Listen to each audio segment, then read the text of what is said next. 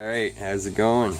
I got a homemade spring compressor made here. Saw the idea on YouTube, some guy had made it and thought it was pretty neat and quite easy, and had to do some spring work, so I'll show you how this works.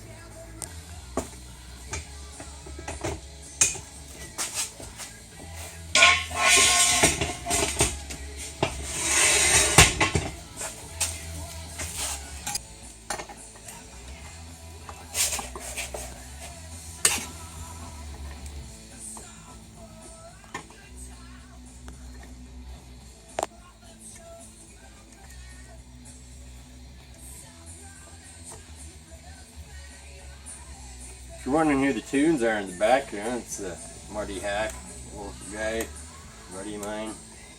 Check him out on YouTube and everywhere else. It's good stuff.